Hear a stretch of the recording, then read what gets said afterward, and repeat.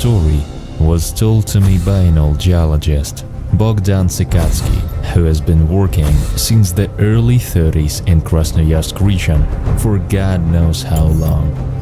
He, like a living legend, skilled and smart man, inspired respect of all who contacted with him. I changed his name, of course, because Sikatsky has been dead for several years. Any person who knows the geology of the Krasnoyarsk region will easily understand who we are talking about. But I don't want to give the real name of this smart, ironic and nice person. This story happened to Sikatsky before the war, in the era of the Great Expedition.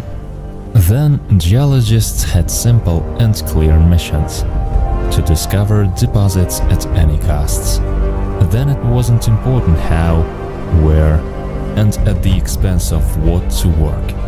It doesn't matter how many people die and lose their health. It is only important to find and develop deposits. In those days, safety violations were normal. There is nothing strange that young, 28 years old Sikatsky was sent on expedition alone. He was also sent on difficult trails to unknown places. That summer, he walked on the right tributaries of the Birusa River, the same river about which there is still a song. Where the river is, the Birusa River. The Birusa flows into the Tusayev River, and it flows into the Angara River. Both Birusa and Tusayeva flow through the coniferous taiga to places where the Siberian cuckoo won't tell you many years, where there are rounded hills covered with fir, cedar, and spruce. In these places, even in summer, there is a temperature of 0 degrees, but frosts in July don't happen every summer. In those days, moose and bears roamed without giving way to humans. Bogdan Vasilievich told how he saw that a bear was catching a chipmunk and digging the ground, pulling out small gold nuggets from it. Like a thumbnail, Sikatsky then clarified. Did everyone give away then all the nuggets of gold? Of course. We couldn't even think of appropriating something then. We tried to strengthen the power of the state. Bogdan Vasilievich, a relic of the past, when he said this, made an unpleasant smile. He told me this story 2 years before his death. He told it intermittently, thinking for a long time, bowing his head to his shoulder. I asked if he told it to anyone else, but there was no answer, and I'm not sure that no one else heard this story.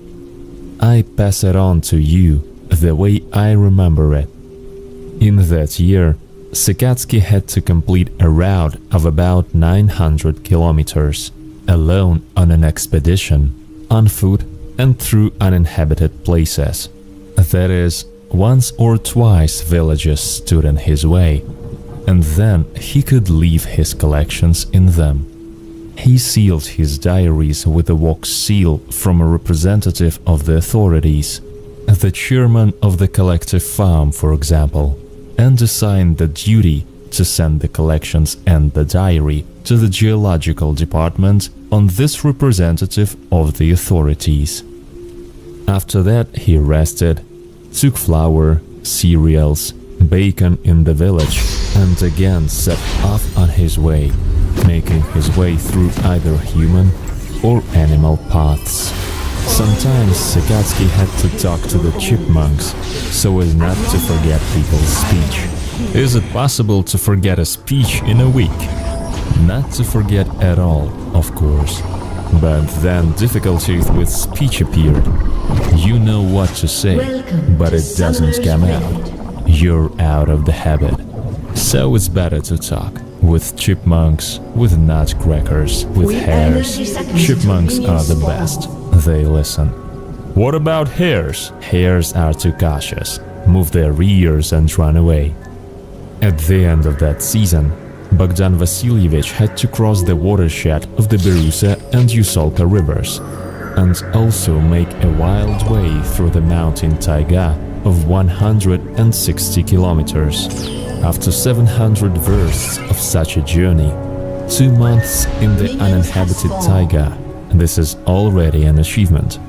Moreover, Sikatsky, according to his concept, has been resting for the last 10 days, having hired a collective farmer with a boat. A happy man, for 50 kopecks a day, took him in a boat along the cliffs, and Sikatsky himself sorted and labeled his collection.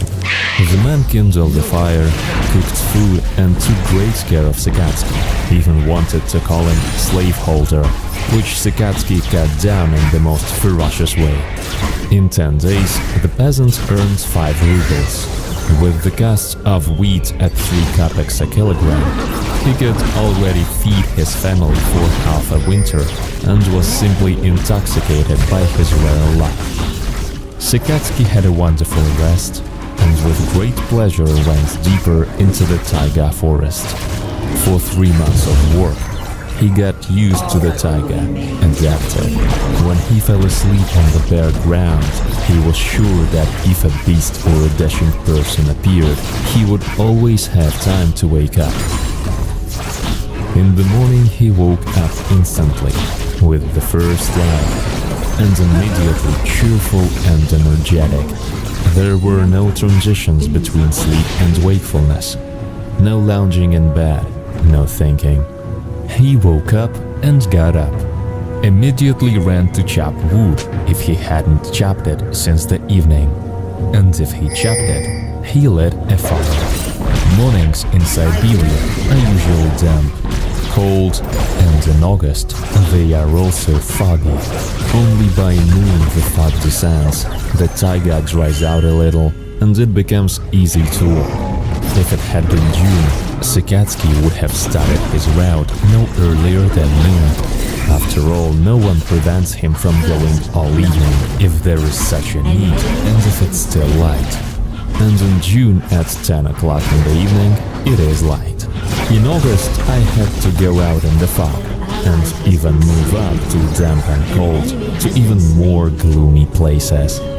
For 5 days, he walked up and up, getting to the outcrops of rocks in the upper reaches of local small rivers. As he walked, Sikatsky sang and whistled, told himself how he would perform, report on walk, and sort out relations with colleagues. He spoke in order not to forget healing speech and to warn any animal in advance that he was here.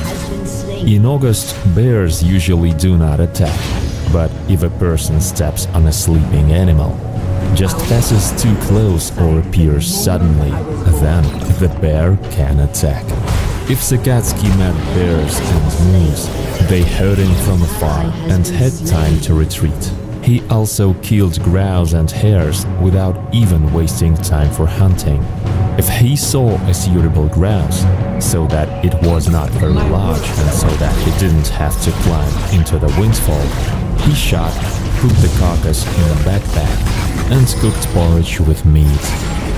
Having risen higher, Sikatsky walked for 4 more days, not passing more than 15 kilometers in a day, and when he had done everything, he began to descend into the valley of another river.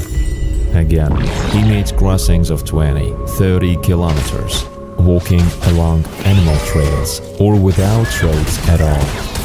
Here, a small village was shown on the map, but with a note: uninhabited. Sikatsky didn't like deserted villages, and not consciously. Not because of an unpleasant thought about those who can settle in places abandoned by a person, but rather purely intuitively, feeling that there is no place for a person in deserted places. After all, you can't be superstitious at all. But in the village from which people have left, you will feel uncomfortable many times in the evening, and there is nothing you can do about it. And why spend the night, where the overnight stay will turn into a continuous experience and tension? After all, you can always get settled in a pleasant and comfortable place, on the bank of a stream, under a turned-out cedar tree, or just in a dry, cozy clearing. In this case, Sikatsky would either not have gone to the village at all, or would have tried to walk through it during the day, just looking in, just in case it might suddenly come in handy. But 10 kilometers from the uninhabited village of Olhovka, Sikatsky came out on a path clearly laid by man. It was heavily trampled, with the grass knocked out, and in 2 places with chopped branches where they interfered with movement. In one place, a huge bear walked along the trail, leaving a chain of tracks. Sikatsky was not such a great tracker, but for some reason, it occurred to me that the beast was walking on 2 hind legs. Probably he wanted to see further away what was happening on the trail. So people still live? Bogdan Vasilyevich went to the pass, to the valley of the small river Olhovka, and without much surprise noticed the smoke above the trees. At first he was going to spend the night right here, but there was a big grouse on his shoulders and a backpack, and in the morning he was going to the village. The trail was just diving into the valley. There were 7 kilometers to the village and 2 hours before dark. Just right. And Bogdan Vasilyevich famously stomped along the way. The way of a tired man with a backpack filled with 1.5 pounds of only specimens, among other things, doesn't look like a march through of the wonderful heroes of Suvorov.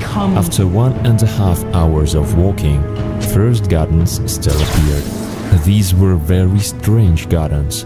They didn't have poles, columns and hedges. Beds were weeded badly, and weeds grew up between the bushes of potatoes, beets and carrots.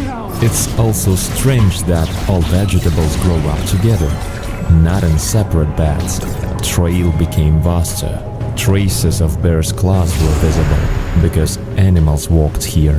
A few minutes later, the wooden part of the building appeared at dusk. "Hey people, I'm coming!" With all his might screamed Sikatsky. Not from sin pride, no. He didn't want to draw attention of the village dogs. Let the owners hear. The guest is heading to the village openly, not sneaking up like a thief or like an enemy scout. Not a single sound answered Sikatsky. Neither a human voice nor a dog barking. It was only then that the geologist noticed that there were no ordinary village sounds in sight. No cow mooing, no barking, no bleating, no girlish singing, or the voices of those who talk from afar, taking advantage of the silence of a rural evening. The village stood silent, quiet, as if it were really empty. Although vegetable gardens and the tracks on the trail seem to be fresh. Yes, and the smoke is out. Only now it's decreasing. Otherwise, it was pouring out of the pipe, clearly visible. And the village street was just as empty and quiet. No walking company, no old ladies on benches, no girls' packs, no guys in a hurry to get to know someone else. Nobody. And the smoke from the chimneys of neighboring houses is not visible. Already looking closely, trying to understand what is wrong in this village, Sikatsky noticed there were no cow sheds, sheep sheds, pigsties near the log houses. The smells of cattle or manure didn't flow over the village. Straw or hay was not trampled into the mud. Hooves were not imprinted on the ground of the village street, and there was no mooing, bleating, grunting, dog barking. Not at all. So strange. I found a nice house, cleaner than the others, but with a rickety bench at the gate. "The owners, won't you let me spend the night?" A man came out of the back of the house, and Bogdan Vasilyevich saw for the first time who lives in this village. The man was strange, very strange, with hands almost to his knees, with a running forehead, almost without a chin. He came out and stared at Bogdan with beady eyes from a face overgrown with stubble. Only his eyes sparkled from the stubble. He came out and stood, looking at Bogdan Vasilyevich. "Hello, owner. Can I spend the night at your house? I'm a geologist. I come from the Berusa River. I spent 10 days in the taiga." The man was silent, and Bogdan Vasilyevich hastily added, "I'll pay."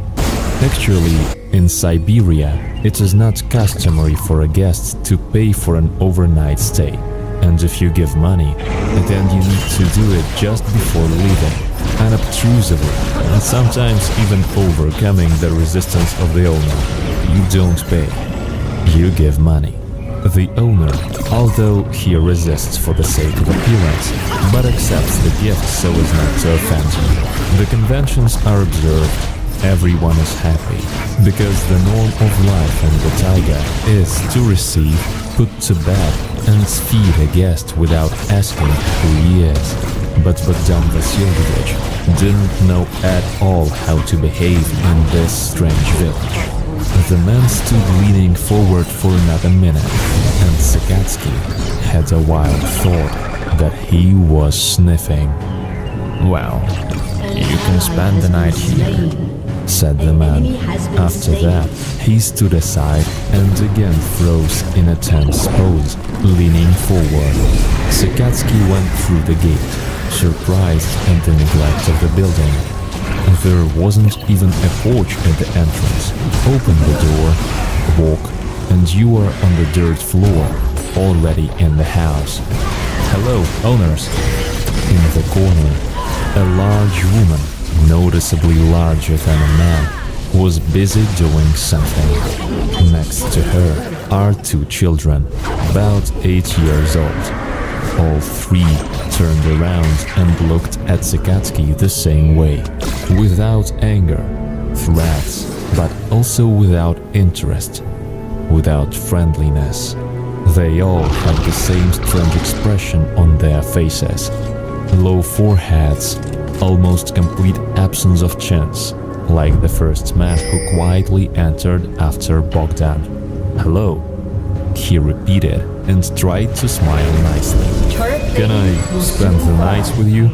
All three of them looked the same, expressing almost nothing with their looks, not moving. "I've got necessary documents, look." And again, no one moves. What should I do? Go to another house? And if the same thing happens there?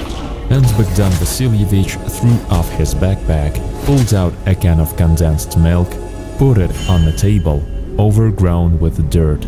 "Please, eat city treats." However, he stopped in time, almost saying out loud the second part of this classic joke, that in the villages they milk here, and in the city they thicken and sugar.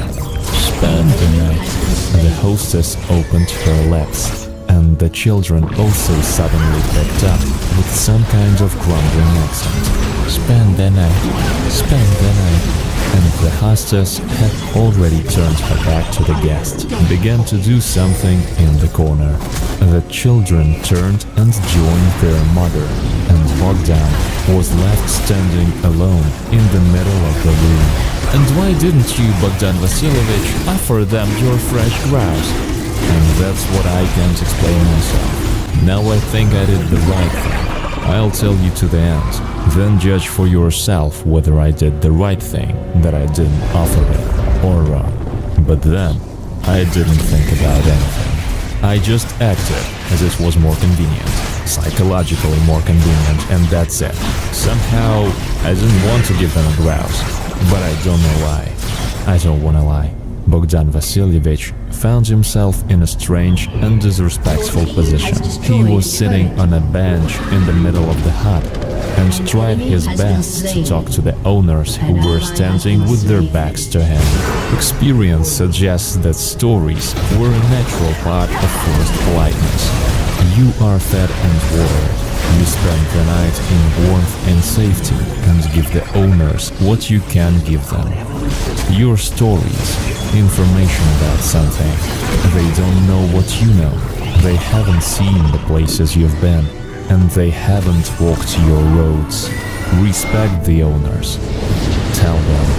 But these owners did not ask about anything and were silent to all Bogdan's conversation, not trying to get off with general words. They were just silent. That's all. Bogdan did not feel any hostility or discontent in these backs turned to him. But he also did not feel the slightest interest in himself. It was already dark, and almost complete darkness reigned in the hut, and the owners moved around the dwelling with the same confidence. They also did not need light. "Mistress, let me turn on the light." In Bogdan Sikatsky's backpack, among other things, there was a candle stub. "Soon." These were the first words spoken by the hostess all evening. By then, with a grunt and a sniff, she bent down to the stove, began to blow on something, and straightened up with a pine chip 20 centimeters long, clearly burning on one side. A splinter. Bogdan, of course, had heard of such a thing, but he had never seen it, even in the most remote villages. The hostess shoved a splinter into a crack between the logs of the wall, not at all afraid of fire, and knocked on the table with a cast iron pot. Bogdan realized that it was their dinner and thought, strange because no one cooked it. Yes, it was dinner. It is not known when the boiled tubers of potatoes and beets. The tubers were cooked unpeeled and unwashed. Sand crunched on the teeth all the time, and the earth stained the lips. The owners ate everything just like that, without removing the peel. Bogdan had previously heard about Old Believers' families, where it's not supposed to peel potatoes to eat them the way God created them.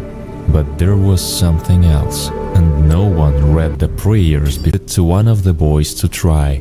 The guy immediately grabbed the jar and began to suck loudly from it. The youngest child, at this time, took the jar to himself. There was a struggle between the brothers, and the mother quickly, deftly gave each a slap on the back of the head. The jar remained with the younger one, and Bogdan considered it reasonable to get another one. The jar was the last one, but there were only 2 days left to go. It's not scary anymore.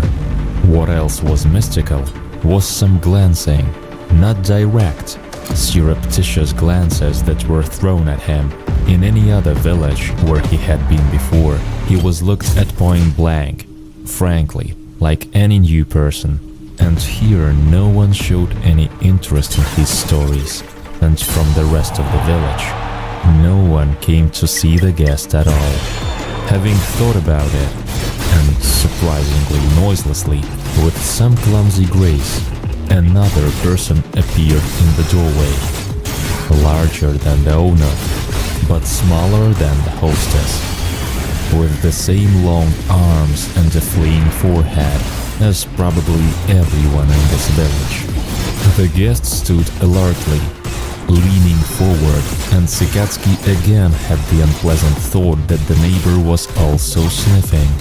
"Hello." The guest nodded his overgrown face in the direction of Sikatsky, entered and sat down, but the host didn't say hello.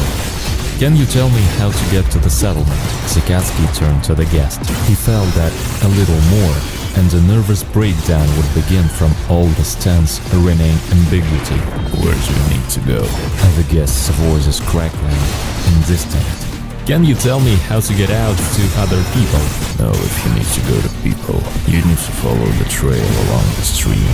The path will lead to a clearing. You'll follow it to the road. It will be close to the road already." "How long is it to walk along the clearing?" "Go all the way to the road. There is no need to turn off." "And how many kilometers?" The guest shrugged his shoulder irritably, muttered something vague. Then he and the owner exchanged glances and went outside. Thank you for dinner, mistress. The answer was silence. Sikatsky followed them outside, kneading a cigarette in his fingers. The owner and the guest were standing near the fence and muttering something in an incomprehensible language. Or did it just seem so to Sikatsky?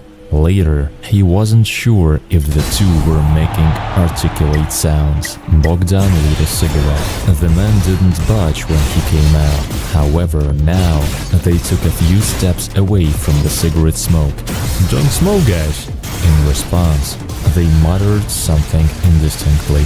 "Well, if you don't smoke, I'll have more." "And is the stream in that direction?" "In that." Bogdan chatted for some more time. So he smoked a cigarette and then another one. The men were still standing motionless, in the same stooped, tense poses. These people knew absolutely nothing about the most ordinary things, about a village store, about geological parties, about electricity, or say, about the constructions of the Dnieper hydroelectric power station. They didn't understand at all what Sikatsky was talking about. Bogdan Vasilievich was unable to understand this and returned to bed. "Hostess, where should I lie down? Can I come here?" In response, he heard an inarticulate groan from the depths of the black hut, as well as some squeaking and scratching. Judging by these sounds, the hostess and the children lay down on a white bench under the window. There was another vacant bench on the opposite wall of the room, and Bogdan was sitting on it. It immediately became clear that there would be no bed linen here, and Sikatsky began to attach his sleeping bag on the bench. The bench turned out to be sticky, soaked with a sour, disgusting smell. Bogdan thought with horror how he would then wash the sleeping bag and laid it on the floor, leaving the bench between himself and the room. The hostess was tossing and turning somewhere. The children were squealing like little dogs, but the owner never came. Bogdan Vasilievich only now remembered that he didn't know the names of any of these people. What to do? Don't sleep until morning? Sikatsky was ready for this. At least he knew where to go. What the strange guest said was confirmed by the map. For Bogdan, the main thing was to find out how it was more convenient to walk from this village to the clearing already shown on his map. If there is a trail winding along the stream, everything is as simple as a multiply table. Who are these mystical people? Fugitives from Soviet power? But why are they so strange?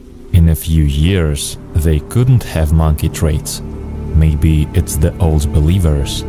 They say there are some who escaped into the woods during the reign of Empress Catherine. But even in 200 years they could not turn into apes. So Bogdan thought, inhaling the cold, sticky stench on the bench. He wished he could smoke. Everything around him swam with fatigue. It was necessary not to sleep. And on the other hand, it would not take long to lose strength. Then maybe tomorrow morning to run away from the village and already sleep in the clearing. Thoughts were confused, as if they were starting to dance, and Bogdan fell asleep unnoticed. When Sikatsky sensed something was wrong and woke up, it was midnight. From living in the forest for a long time, his senses were intensified. In the taiga, Sikatsky always felt someone approaching. And now, in the house, he also felt through a dream that someone was nearby. Someone was approaching. It didn't scare him. He didn't feel in danger. But he knew for sure that he wasn't alone. At first, Sikatsky remained quietly with his eyes open, getting used to the darkness. Gradually he recognized the walls, the table where they ate, the bench. Sikatsky did not see them, but distinguished them by a darker shadow. However, another shadow was slowly moving towards him. Yes, His premonition did not let him down. He recognized the contours of a voluminous body and an elongated head with round ears. So the bear's head lay on the bench. Bogdan abruptly sat down, breaking out of the sleeping bag. Oh, this is a dream.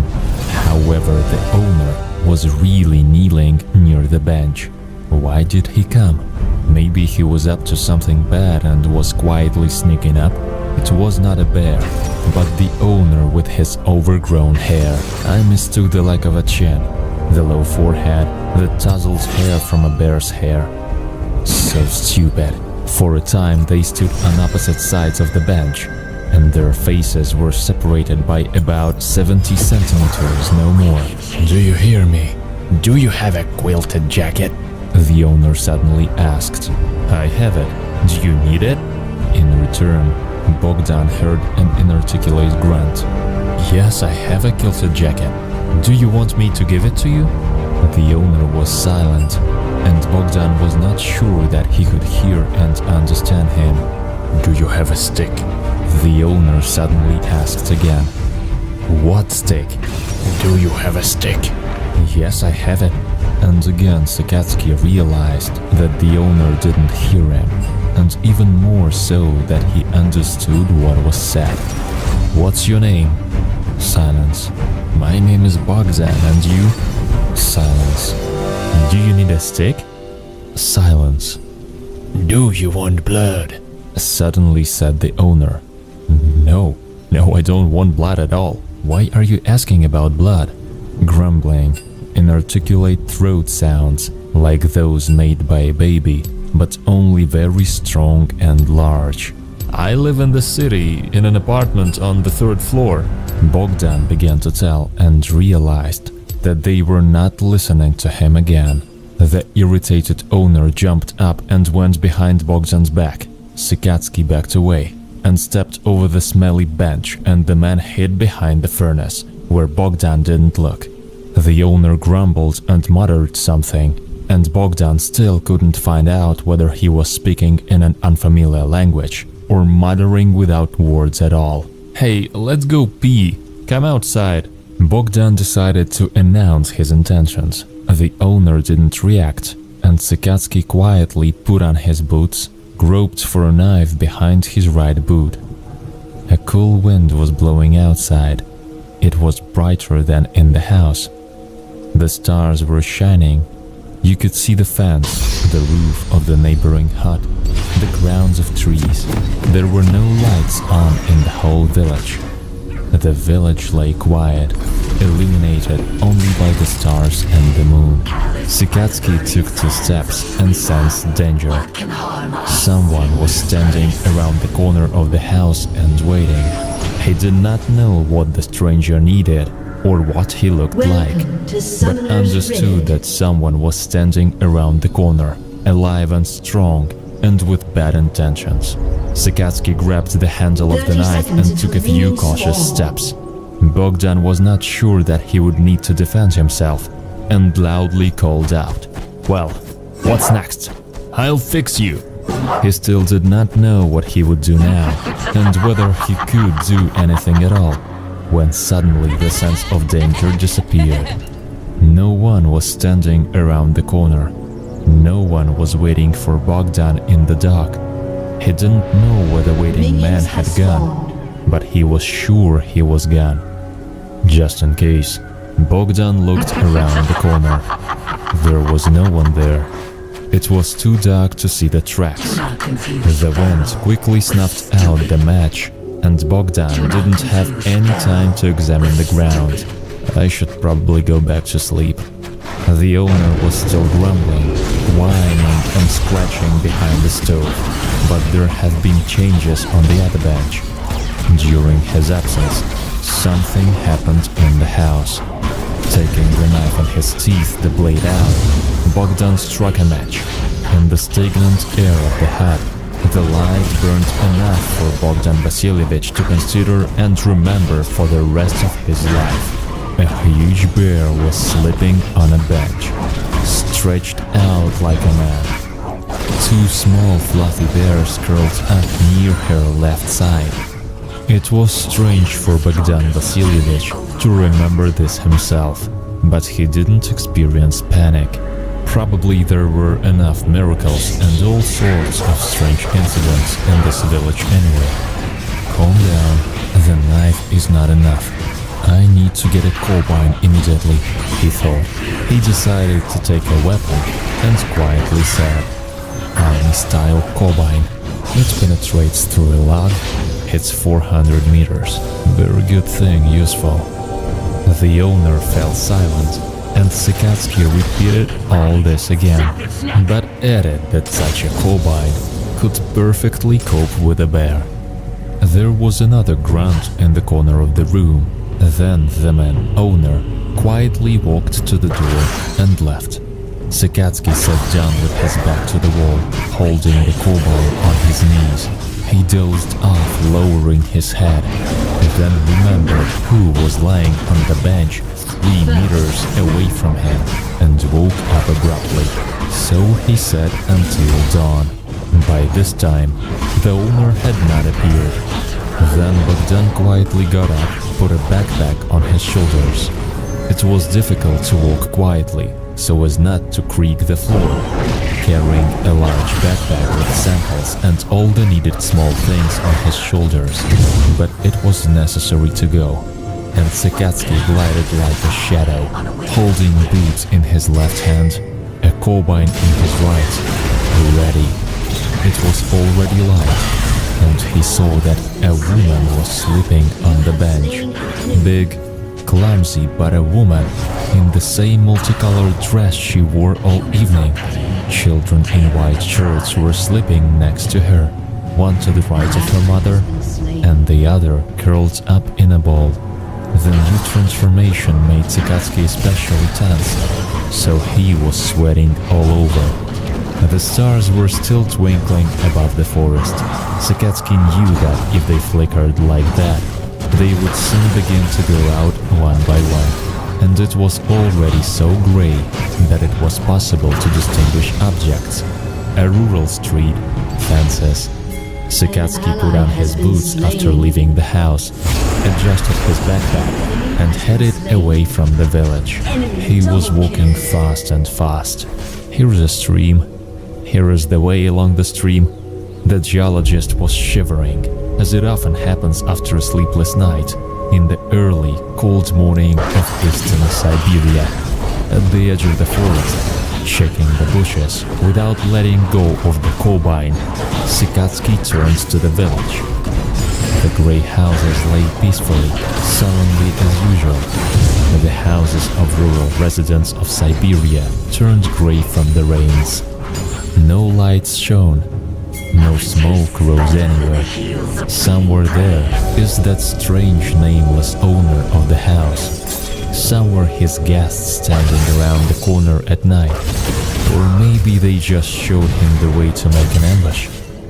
Bogdan Vasilyevich walked 20 kilometers along all day, and in advance before dawn, he made his way into the very thicket of the forest, off-road, into a bush itching with mosquitoes. He walked so that there was no way to find him. There he fell asleep without lighting the fire, having dined on fresh grass, the one that was in his backpack. The next day, at dawn, he went out on the trail, and after a few kilometers he was already walking through a clearing, and it was quite easy for him to walk. In less than 2 days, the clearing led to a road. The road led to a village, a real village. Cattle lowed, dogs barked, and real, curious people lived in this village. This was the end of his journey, because Bogdan Vasilyevich Sikatsky got from this village to Krasnoyarsk by truck. Please write your opinion. My last walking day is over. I exhaled, put on my backpack, and went to the store, because tomorrow I was going to walk through the forest, breathe in the fresh air of Pineland firs, and relax. So the next morning I go in a minibus to the village with the strange name of the Mogilitsy. This is a small village, about 20 houses. The forest is all around. The only attraction is a sawmill about 3 kilometers away. The men mostly work there. I had a great vacation and was about to leave, but stopped at a rural store, and then, quite by chance, I found out that the sawmill is not the only one, and no attraction at all. In this place, timber is harvested. Planks are sawn and sent somewhere by rail. Well, what's interesting here? The attraction should be considered Uncle Grisha. The woman I met in the store all told me about it. This is interesting, I thought, and asked what Uncle Grisha was famous for. What I heard changed my plans to leave this village with an uncomfortable name. Uncle Grisha's house was not far from that store. The housing was no different from the others. The house is solid, well maintained. A clapboard roof over the gate, a spacious courtyard. The master's hand was felt in everything. The owner himself met me on the porch. In appearance, he was about 60 years old. He doesn't look like a hero, but he has a strong physique. He wears grey trousers, a blue t-shirt and galoshes on his feet. A man like a man. We went to his village house. It was clean, cozy, comfortable. This is my hostess, Maria. Uncle Grisha pointed to a woman of his age who cooked at the stove. Having learned about the purpose of my arrival, Uncle Grisha asked me to drive the car into the garage. Then we sat with him on the glazed veranda at the table. We were drinking vodka, specially bought by me for this occasion, and we had a snack of salted mushrooms and pot-bellied cucumbers. There was a pot of potatoes on the table. Steam was pouring off it. We started smoking. Uncle Grisha began to talk slowly. It was 3 years ago, on June 18. I remember exactly. I have a son, Timka, who lives in a neighboring village, Ilyushina. His village is bigger than ours. There's a club, a school, 3 shops. It takes about 12 kilometers to get to it by a long road, but by a fast forest road somewhere around 5. One day I decided to visit my son and help him build a bathhouse. Of course I could have taken the bus, but I decided to walk. It was summer and very warm. Although the road is wooded, it is well formed. Young people often go to the club on motorcycles, and so in the summer people only drive cars. So I went with the tools in my bag. Next there a hacksaw. The forest is noisy, birds chatter, grasshoppers chirp in the grass. And so I wanted to sit, listen to the sounds of the forest. I sat down on a fallen birch tree and lit a cigarette. And I was dreaming or fell asleep, and a word I woke up from the fact that a cigarette burned my finger. I put out my cigarette and went on. There is nothing left to go at all. Now there is a sawmill around the corner on the left hand, and there is another 2 kilometers on foot. The sawmill is usually not visible behind the forest, but it's very audible. Saws usually squeal, wagons on the sidings clack, skidders are overworked. That's the term. However, then the usual noise of a working sawmill was not heard. I stopped. It was very strange, it even became scary. The sawmill has been scaring birds for many years now. Today, it's silent. And I decided to look in. What could have happened there? It was standing 100 meters away, not much. I turned around, but I didn't find the sawmill there. I already broke out in a cold sweat. The village stood there. 2 small streets. Huts blackened by time. It was a strange village. No electric poles, no television antennas. The naked-bellied cats are running around the street. The women at the well are gossiping about something. I closed my eyes. I think I imagined everything. Opened? No. There's a village in place. I leaned on a part of the fence. My legs are shaking. I remembered how my father told me that there was another village near Megilitsi before the war, Karpovka. He was born in it, and soon after the war in the 60s, they decided to settle the village as I'm promising. Exactly. Almost all the men were killed in the war. The old man Paham was the only one who remained, but he lives in Megilitsi now. And as for women, they did not defend the village. People left that place. And then a sawmill was built on the side of the village. So the sawmill has been making noise since the middle of the last century. But now, the village has ceased to exist. The fear gradually passed. So I climbed over the fence, walked along the street. The village lives its own life. It doesn't pay any attention to me. It's like I'm not there. I turned into an alley. I was walking down another street. A man of about 40. The woman is with them. I hear them talking, but I can't make it out. They were laughing. They drove by. No one paid any attention to me. I decided to prove myself and asked some guy who was chopping wood where I got to. Hardly had I stepped towards him when suddenly I heard a voice from behind. If you talk to anyone, you'll stay here forever. It was a familiar voice. I turned around and cold streams ran down my back. Varvara Zhukova is standing in front of me. This is a woman from our village Mogilitsy. About 2 years ago she went to the forest to pick berries, and no one saw her anymore. They searched for her, then they mourned her. Then Varvara's husband, Semyon Zhukov, sold the house and went to his daughter. "Run," she whispered and walked towards the well. Only the buckets on the yoke swayed. That's where I got scared. I don't know where the strength came from. I ran out of the fence. The tool bag was banging against my legs.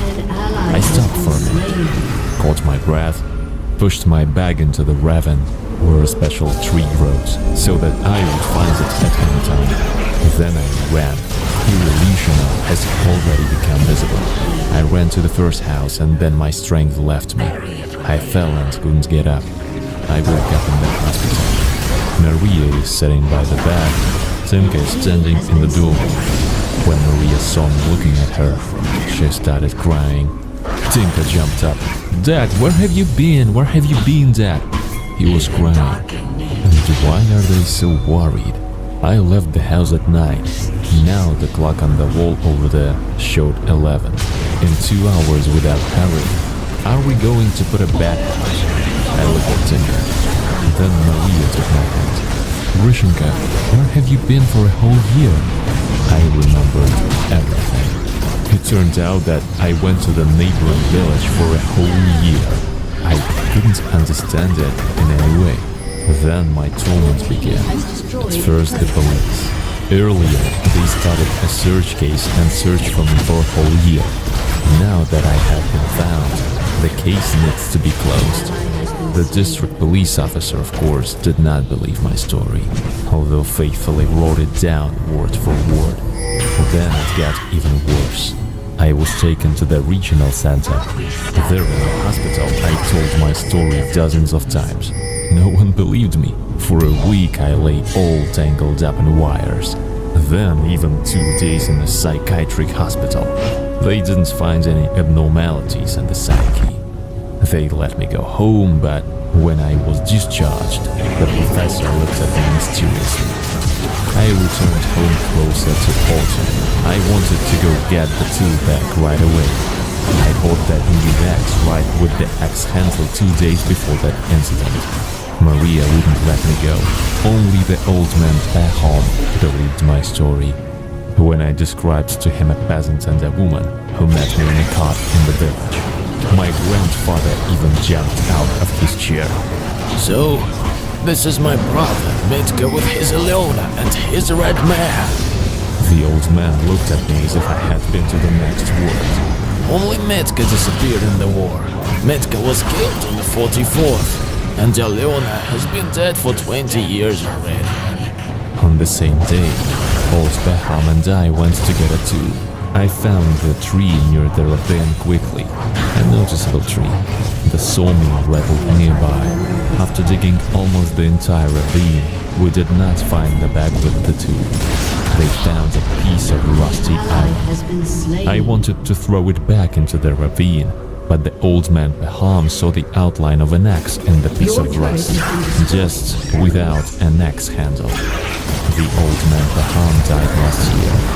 I haven't told this story to anyone else. It was after midnight when Uncle Grisha finished his story. The empty bottle was on the table. There were cigarette butts piled up in the ashtray. "Wait, I'll be right there," he said and went out into the yard. A minute later he returned, put a package on the table. I looked at him questioningly. The package contained a solid piece of rusty metal, in which an axe was unmistakably guessed.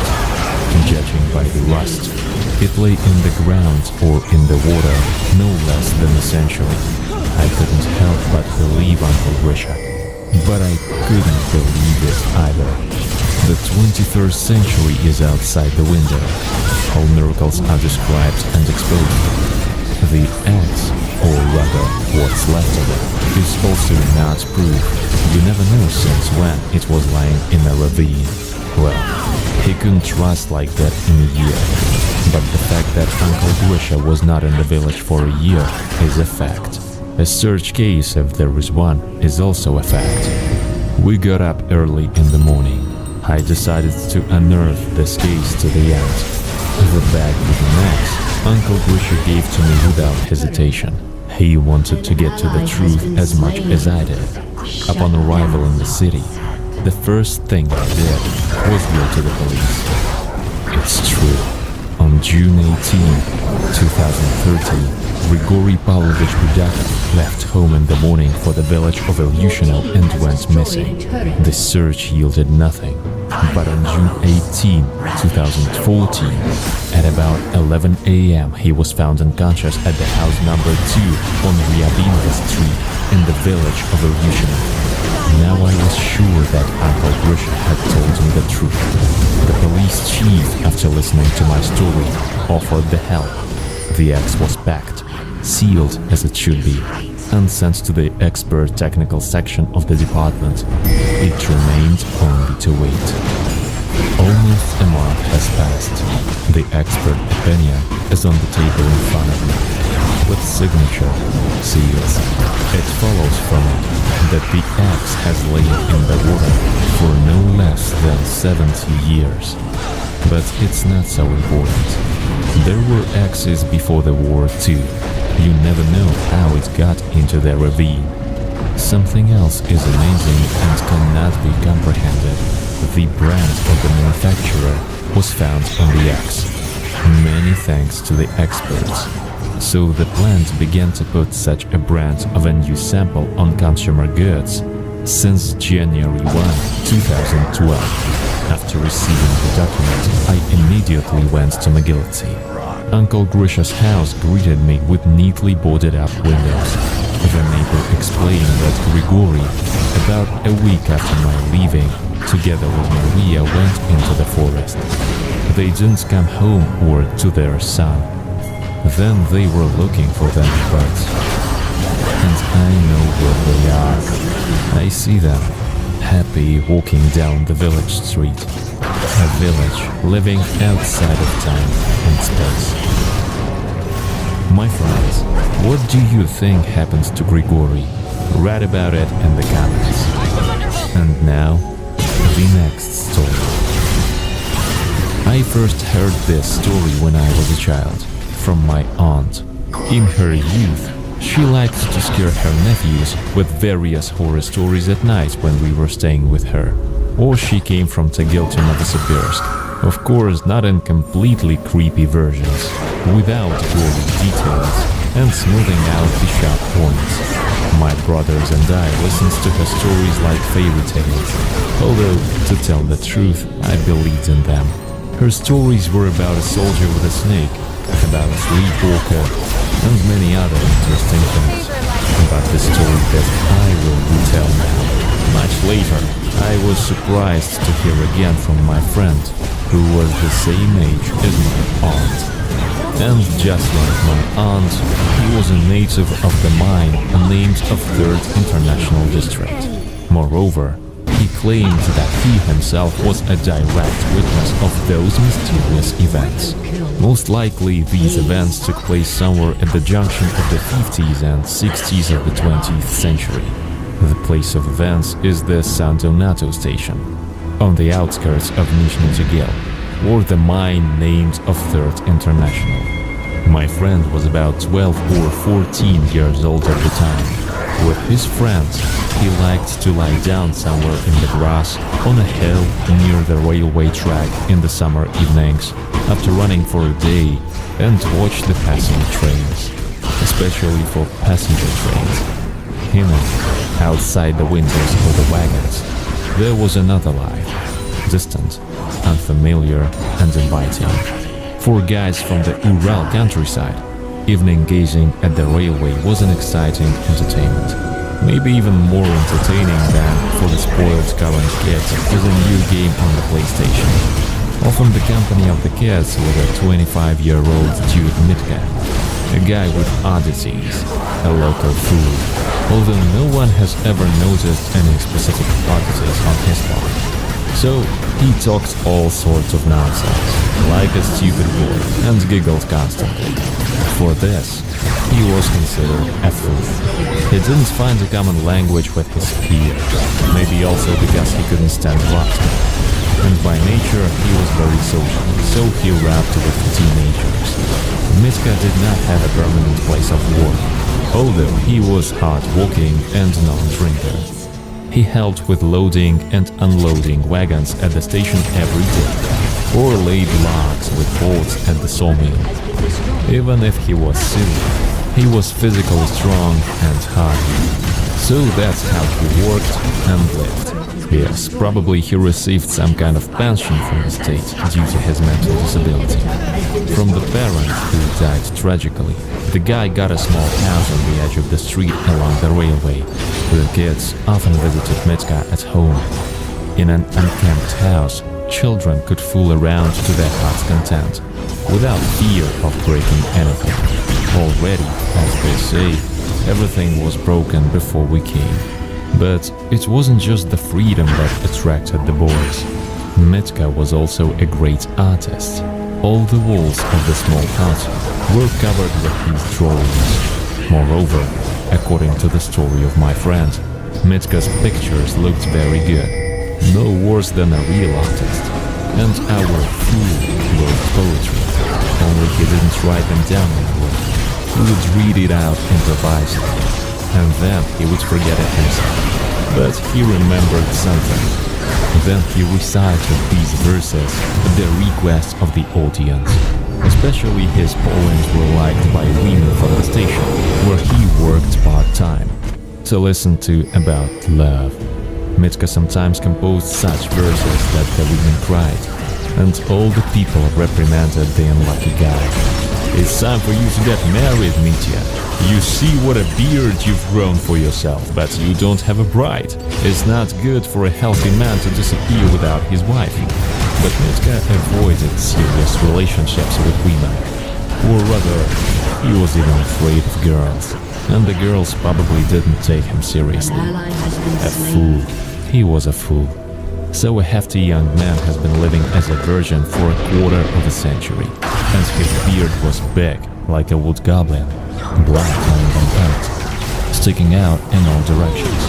His hair was also not seen by the barber's scissors. From the outside, Mitka looked like a dragon, except without a tail and horns.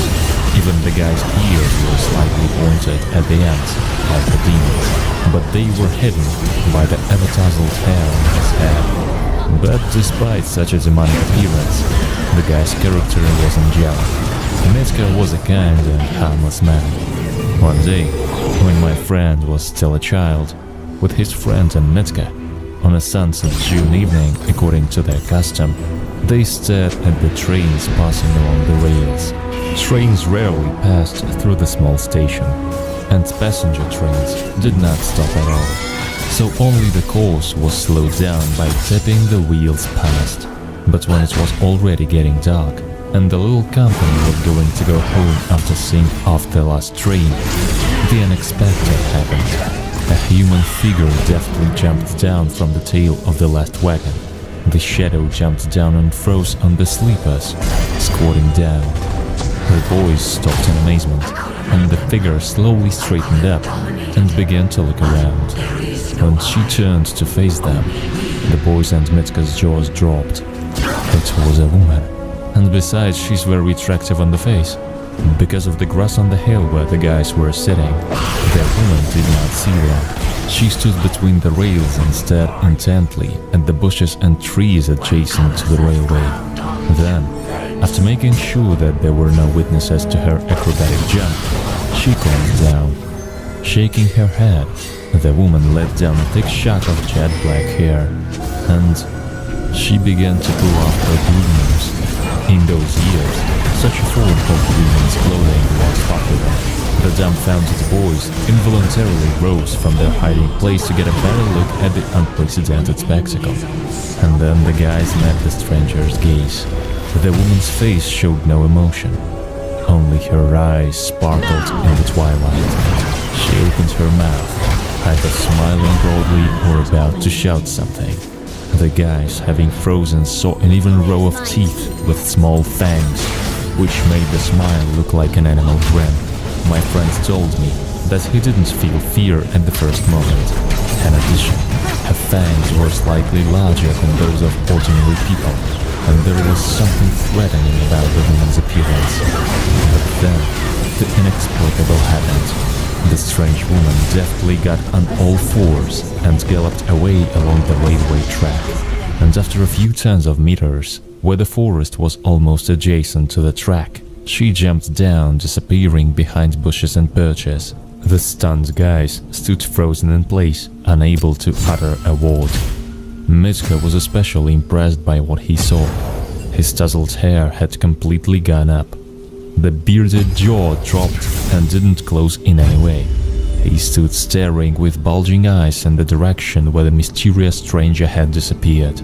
The boys, who came to their senses, had to shake him vigorously for a few minutes to bring him to his senses. Since that evening, Mitka has become a different person. Previously talkative, the young man became lonely and silent. He walked immersed in some thoughts that he didn't share with anyone. He answered questions at random and very rarely left the house.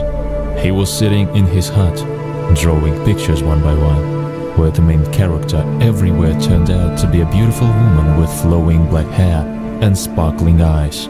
The rumor about what happened that late evening, of course, spread throughout the small village. But no one seriously believed in children's fairy tales. Only some old ladies, as usual, mumbled that soon there will be trouble. It was funny. But this time, the old ladies were not mistaken. It started with the fact that one of the local residents disappeared. The woman went to the forest for mushrooms and didn't return. In fairness, it should be noted that similar tragic cases have occurred before, but this rarely happened. Since childhood, people have known there are forests in the vicinity of the bare stone like the back of their fingers, and the woman had no need to go deeper into the dense thicket for mushrooms. Then there were plenty of mushrooms and berries in the forest, and in the vicinity of the San Donato station, they generally grew underfoot. The missing woman was searched for throughout the village, but was never found. A week later, the second disaster happened.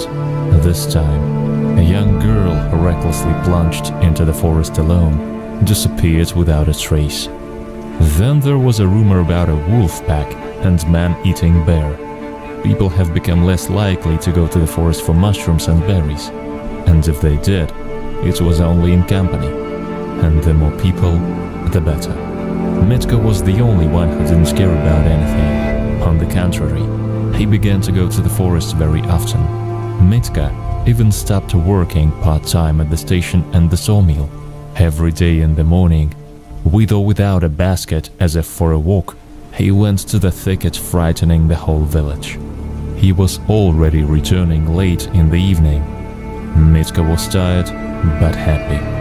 After another human loss, Mitka was taken to the police, but they did not get confessions from the eccentric guy. Moreover, after being held behind bars for a week or two, they were released home. Since, while he was locked up, another woman disappeared who fell behind in the forest from her friends. And soon, someone's hunting dog found a human hand in the forest. The fact that the hand belonged to the missing lost woman was determined by the ring remaining on the finger. So people concluded that the human species was not involved in a series of tragedies. The disappearance and death of the unfortunate were explained by the attacks of animals, wolves or a bear.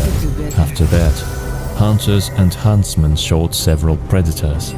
Then people stopped disappearing.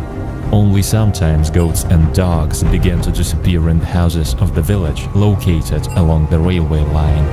But the police no longer paid attention to such trifles. The main thing is that people have stopped disappearing, and goats have often been run over by trains and lost in the woods before.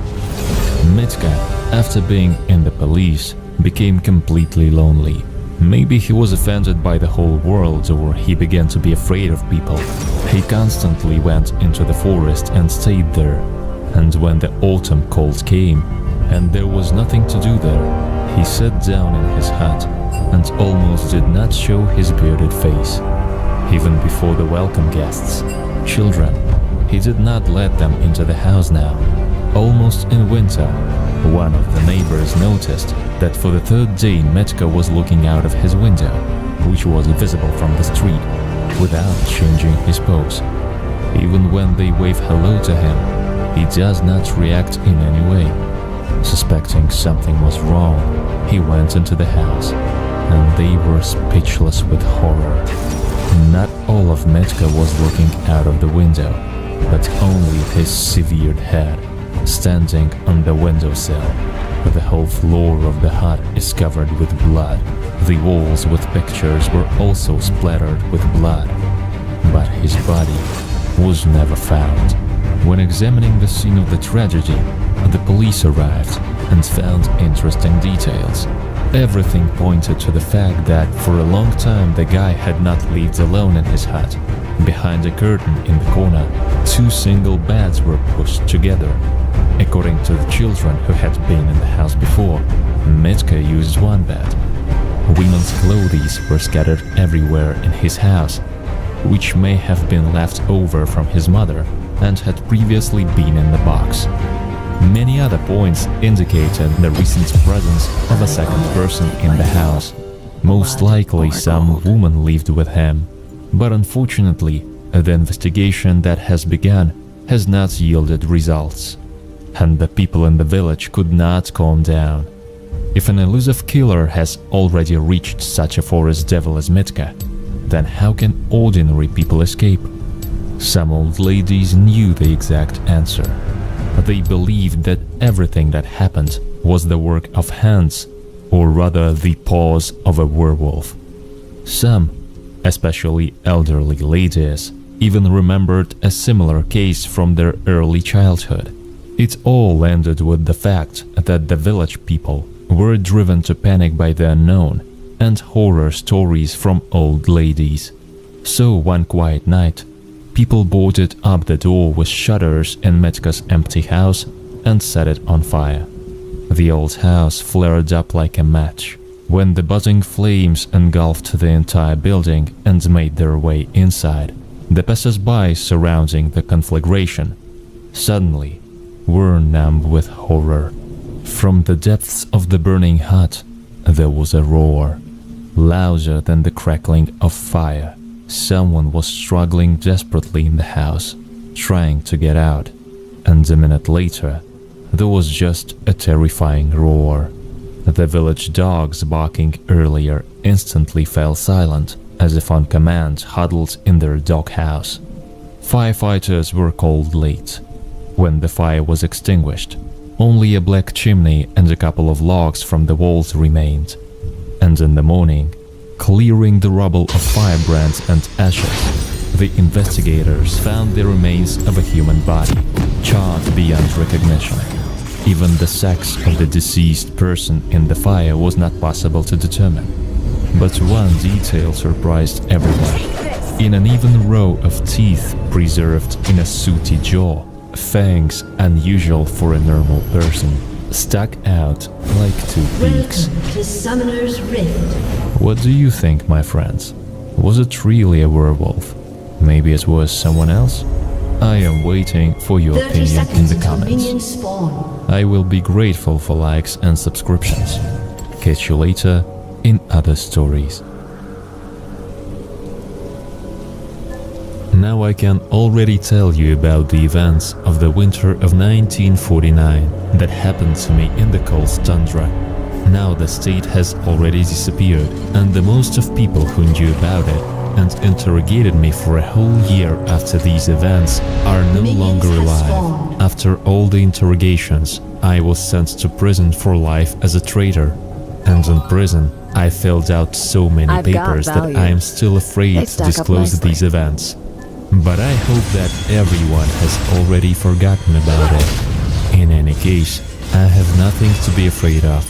I am already over 70 and I have no relatives. So I was supposed to die in prison, but after 4 months, I found myself on the amnesty lists. So now I just have to tell you my story, but everything in order. It's hard to believe in my story, but all the events took part in reality. The events of the Loyalty story isn't took earned. place during the USSR era, when people were doing their best to develop the state in the direction of the north. I was one of the few who voluntarily went to explore the Puturana Plateau in the post-war period as part of geological groups. After graduation, I was offered a job. For 6 or 7 months, I had to work in the tundra, far in the north of our country. Then I was allowed to rest for 2 months. The money was offered even at that time pretty good. By this time I wasn't married and I had no children, unlike my classmates. So nothing held me back, and I agreed without thinking. I graduated from the specialty of an engine repairman. I even managed to walk a little. The work itself was not difficult. The basis of my work duties were flights as part of geological routes to places where I needed to monitor equipment, mainly generators. Any geological station had an average 1 generator for its electrification. Geologists without electricity, believe me, are extremely shitty. This doesn't mean everyday comfort. In winter, the temperatures kept at -40 degrees. Wind gusts often reach 20-30 meters per second. Without heat, you can simply not survive here.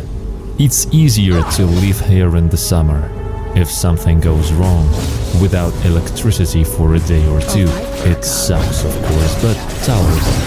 And winter here lasts all 9 months. And without electricity, in winter is a complete ass.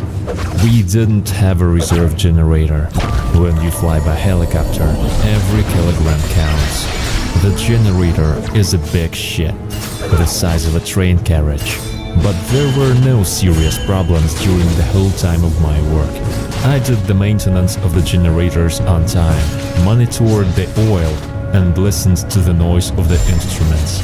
Of course, sometimes I had to disassemble the technical device completely and do it in the cold at -40 degrees and fix it using all available improvised means. Once I even had to go to the mainland for spare parts. Due to condensation, a water hammer happened, one connecting rod bands.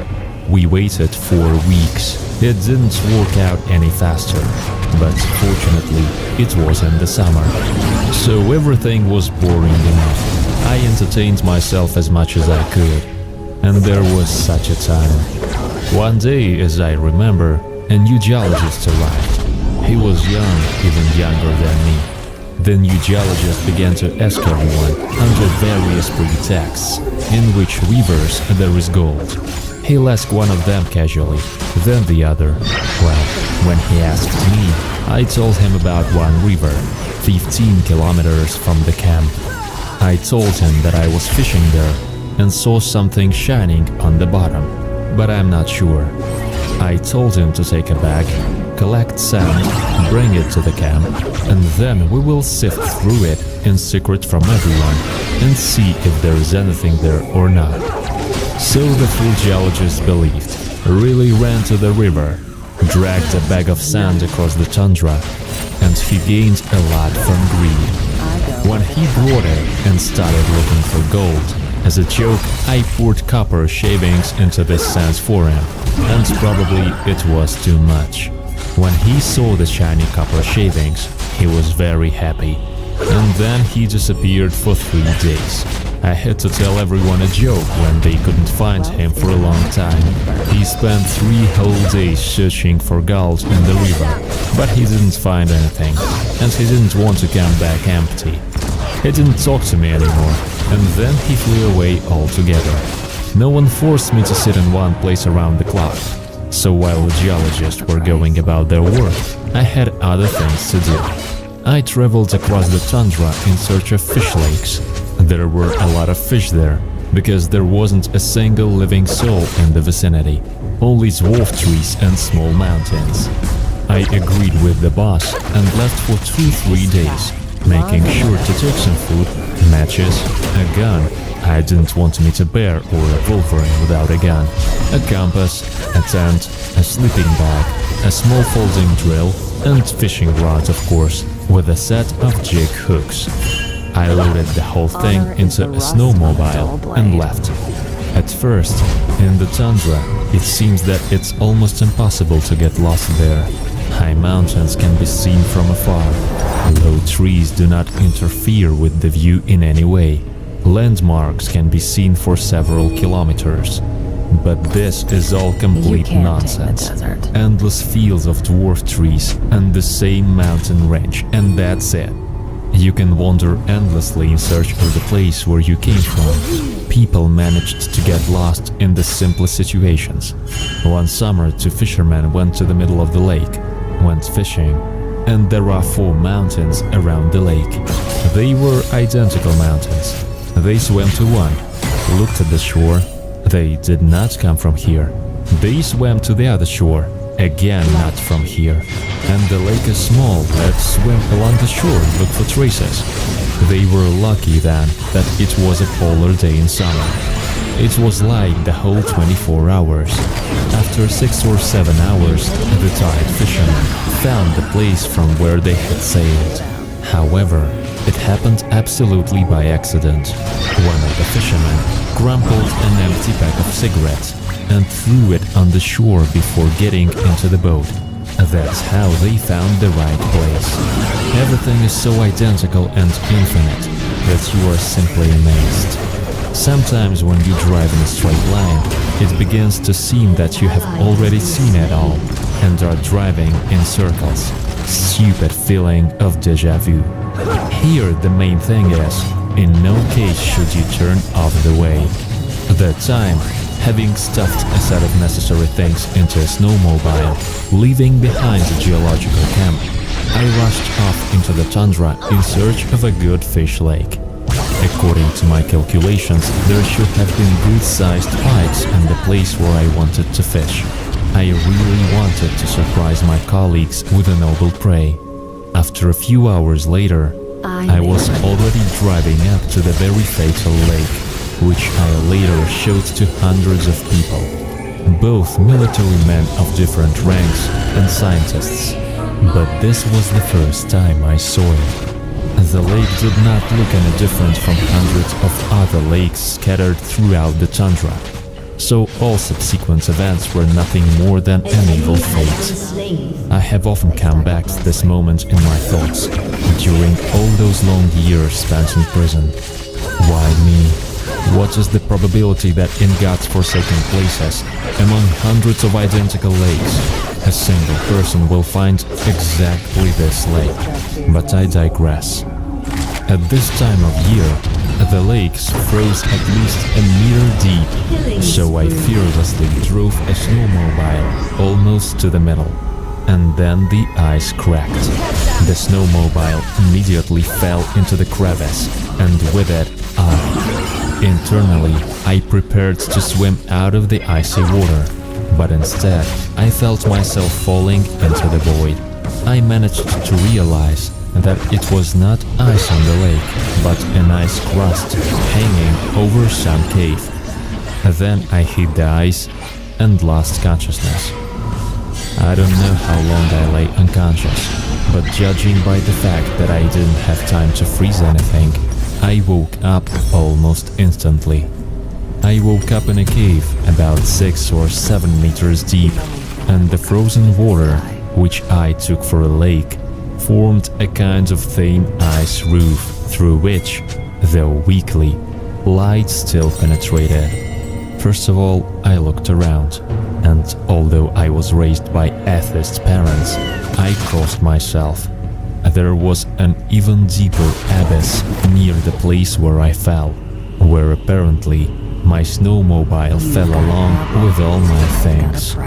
Trying not to get up, I carefully crawled away from the edge, after which I began to think about what I should do next.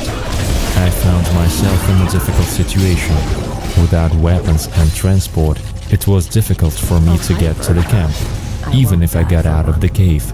I checked the contents of the pockets.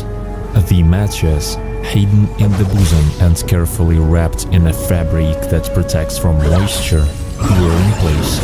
The flask with alcohol, which I carefully put in the inner pocket of my jacket the day before, also did not go anywhere. Well, that was something. Tearing off a piece of cloth, wrapping it around some stick that I found near the place of my fall, and watering the rag with alcohol, I got some kind of light source. When I lit the handmade torch, I went to explore the place in which I found myself. An enemy has been The bottom of the cave was covered with a layer of strange debris, some branches, driftwood, small stones and remnants of vegetation. Said that, after all, there was water here once, and this place really was a lake. At the same time, the crust of ice under which I fell should have appeared at that moment. That is, there was water in the lake in summer, and in winter, after the ice crust froze, it went somewhere. Perhaps the water flowed into the same fault where my snowmobile fell. It was all very strange. The Putarana Plateau is monolithic, and the nearest joints of the Earth's plates, because of which an earthquake or some other cataclysm could occur, are very far away. In this case, it was easier to believe in fabulous giants or huge mammoths that collapsed the voids under the lake than that this event happened by itself. I was confused and went to explore the cave further. I tried to walk very carefully. Some accidental dislocation of my leg due to a ridiculous fall on slippery rocks would be enough to stay in this place forever. However, I didn't forget that it was necessary to get out as quickly as possible, because the chance of freezing here underground was much higher than on the surface. After a while, 2 or 3 hours, I felt completely hopeless. On the part of the lake bottom where I found myself, there was no way to get to the surface. On one side there was a landslide, on the other, an almost sheer section of rock. Anyway, I was trapped. I explored the rock looking for a place where I could climb up, even though I didn't know what I would do, even if I found one, because there was a thick layer of ice at the top, and it was almost impossible to break through it without falling off a plumb line and bringing the ice down on yourself, even purely theoretically. However, at some point, I found a small narrow hole, and the flame of my handmade torch, held up to this hole, began to waver, so it could be the way up. I didn't even know about the existence of claustrophobia before. I was not familiar with abstruse terms then. However, I remember those feelings with horror. I crawled, the hole narrowed and narrowed. Sharp rocks clung to my clothes, stretching my hands, tearing off pieces of my cloth and pressing down on me with all their weight. The light no longer penetrated here. Then I prayed to all the gods that the already weak flame of my torch would not go out right here, that the light would not leave me alone with the impenetrable darkness in this hellish darkness. I don't know how much time passed, but at some point, exhausted, I literally fell into a very wide room. In this huge room, the light of my torch did not reach the walls and roof. There is only darkness around, and I, lonely and tired, am in the middle of it. My heart was beating wildly. The blood was pounding in my temples. I was glad that I was able to get out of that hole alive. I was also very scared. I didn't know what was ahead of me. The thoughts in my head were breaking each other. I didn't know if I was doing the right thing. Maybe by going deep into the cave, I'm only condemning myself to certain death. Maybe I should have stayed where I was and waited for the moment when I was found and rescued. After all, that new geologist was found. It would be hard to hold out for 3 days, but it's still real. When there's fire and ice, you can hold out for at least a week on water alone. But I definitely didn't want to go back to the cave. I didn't want to go all the way back through that damn hole. I'd rather die than climb back up.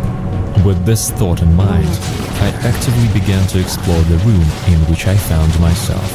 Walked along the wall, lighting my way with a torch. After about a few minutes, I came across this. I didn't immediately understand what I was dealing with, and only after a few minutes, along with a wave of fear, it began to dawn on my mind what I had found.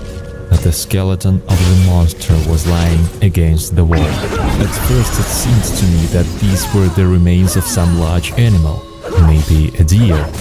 But after looking at it more closely, I began to feel like I was covered in sticky sweat from head to toe. This monster's head looked like a dog's. Despite the permafrost, the animal's body was badly damaged, as if it had burned alive. The remains were very old. The animal had practically grown into the ice, covering the walls of the cave with the right part of his body. The body of the creature had human features. The limbs had 6 fingers. The height of this creature was about 2.5 meters. At the same time, the animal was wearing clothes. Scraps of cloth that had lost color covered the body of this monster. Perhaps during his lifetime, the monster wore something like a woman's skirt and had some kind of cape over his body. There was some kind of necklace around the animal's neck. For a long time, I was afraid to touch the corpse, but still curiosity got the better of me. I carefully removed the necklace from the frozen body and examined it. There were some patterns on it, similar to writing, written around the image of some kind of beast with 7 limbs. At that moment, I was experiencing a lot of different emotions: fear, pride, and curiosity. Of course, I held in my hands the proof that there is, or was, a previously unexplored race on our planet. This was a huge scientific breakthrough, and it was not someone who made it, but me. This is at least an order and glory to the whole USSR. I was examining the corpse of the mystical animal carefully, but my thoughts were interrupted by some kind of hum. It came from far away.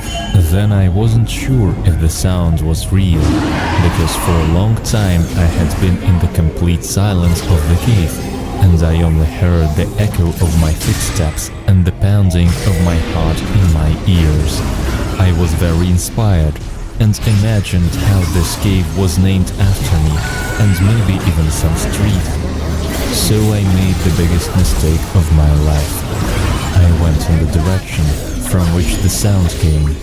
As I walked, I knew more and more that the sound, like the beating of drums, was not a figment of my imagination. I followed the sound, but after flashing for the last time, my torch went out. At first I was scared. Then I stood for a few minutes in total darkness and saw a faint light in the depths of the cave. My first thought was that here it was, finally the way out. But when carefully, trying not to stumble, I began to make my way closer to the light source.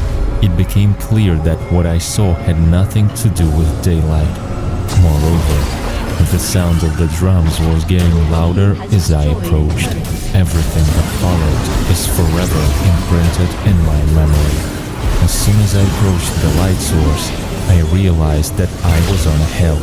From this hill, I could see what was happening on a small area of the cave, which was about 5 meters below me.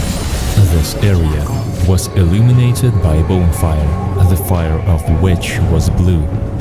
Next to it, silhouettes of monsters danced like shadows, very similar to the corpse I found earlier.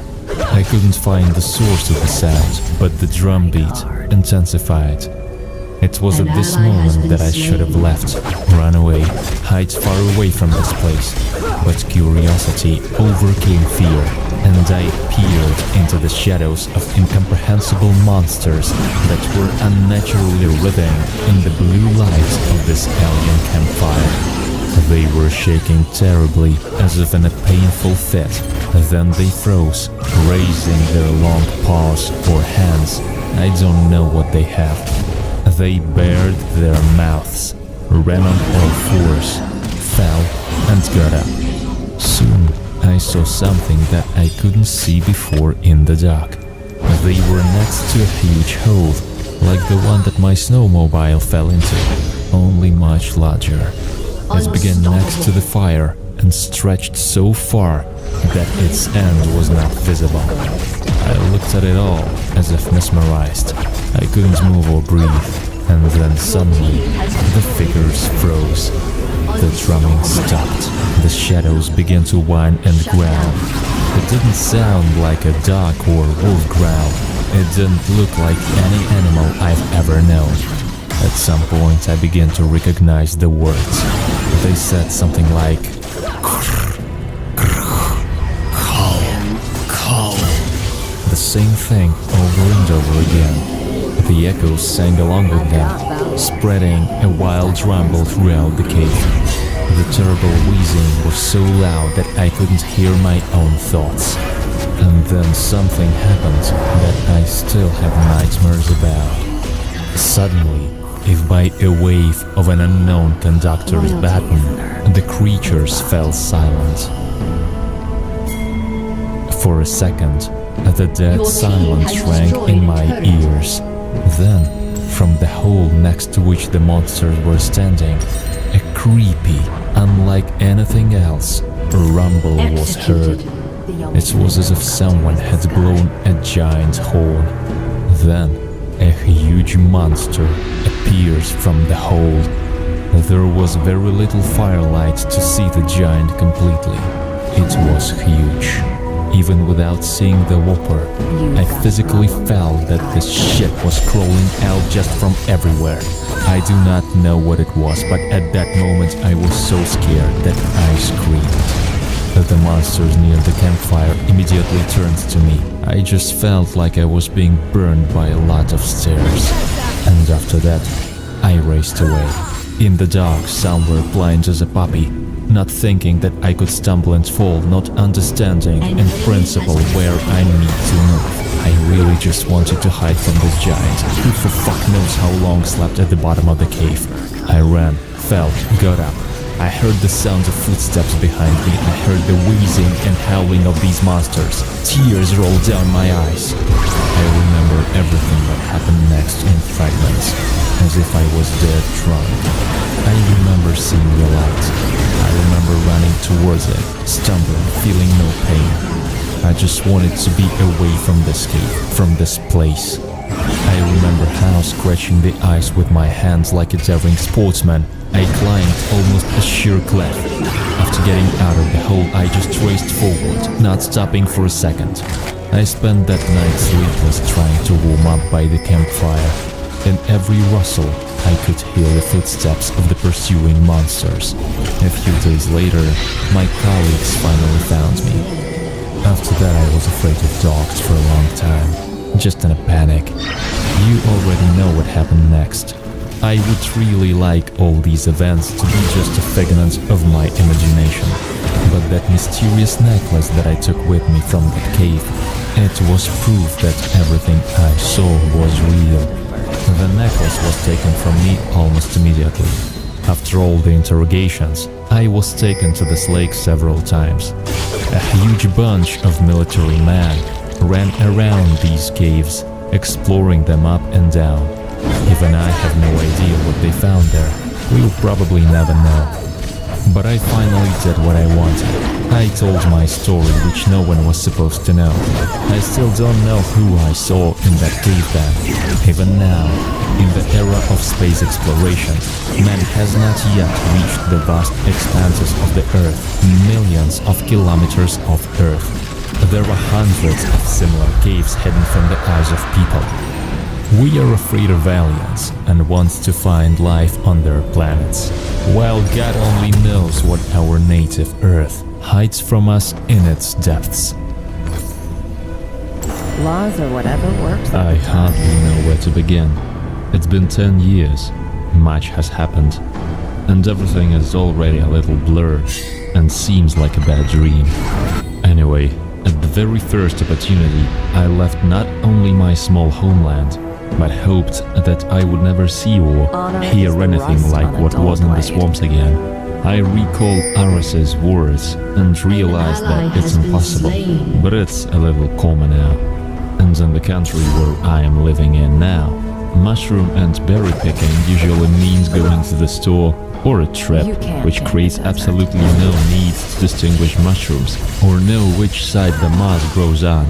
Unless you're a fan of living in some kind of cabin in the woods with the optional attack of wild animals or rather such kind of sociopaths. And now I'm definitely not a fan. And in fact, never learned any of these. And I can't tell a fly carrot from a sarcodon. But my father can. From the age of 7 to 14, I always used to go with him to the forests and fields and collect what he would show me. As a rule, he also helped me in picking strawberries, though they were difficult to confuse with anything else. And perhaps that was when I started to travel. Trips with my father to the forest always made me happy. If we were driving somewhere in a short distance, it was usually on the weekend. But the best ones would be when my father had a vacation. That year, my father took a vacation in September and got keen on picking cranberries. Of course, I wanted to go with him, but the school didn't let me, so I had to come up with a little lie about a sudden illness. I don't remember what exactly was written in my sick note now, but it gave me a week of freedom. I had never seen how cranberries grow before, but I did have the internet, and so I roughly figured it out that our final point was somewhere in the swamps. By evening, Dad confirmed that we were going to conquer the taiga somewhere in the north of the region. We would be making our way through the dense chthonic forests to the bog and collecting precious berries and maybe mushrooms at the same time, and also shooting. We bought tickets to the settlement, which name consisted of 2 words that I don't remember exactly now. There, my father had some acquaintances who were supposed to take us on a transport to places less affected by civilization, and following actions were going to be decided after arriving at the place. Dad told Mom that one of the locals who knew every inch of that place would be with us, and that they almost served together since kindergarten and everything would be fine. Long story short, he convinced her. Actually, she still thinks that we just lost the backpack, because there were some difficulties on the way back on the cranberries that we simply couldn't find them. And we couldn't find them indeed, to be honest. The train was leaving early in the morning, so in the evening we packed all our things and went to bed early. The only thing left to do in the morning was to pack some food for the train to eat a couple of times during our 5-hour travel. Father said that a couple of boxes of instant noodles would be enough for us, but Mother insisted on fried chicken. Why not? After all, we would be on reserved seats. We took noodles as well to eat in the forest. The rest of the food consisted of either the police or the army's dry rations. By that time, Dad had been working in some dubious structure associated with economic crimes, where he applied after retiring from the tax police. I don't remember exactly what the service was called, but it wasn't dangerous or difficult, and we were getting canned meat and biscuits Has from there. destroyed a turret. After a short journey, chicken hams and sandwiches were gone. But Father wolfed down a pack of noodles because he wanted something thin. We had had 3 cups of tea, but apparently it wasn't thin enough. 5 hours of our journey passed like that, and just a little later, we were in the village we needed to be. The population consisted of 8,300 and something people. There, Father's friend named Eras was supposed to meet us, which, to be fair, happened. He came to pick us up in an old Volga, assuring that a more reliable transport would come for us soon. In the meantime, we would hang around at his house, drink tea with herbs and listen to delightful stories about how he had caught a 10-meter sterlet with his bare hands. Surely, Dad told him about a 20-meter pike in response, and they weren't even drunk yet.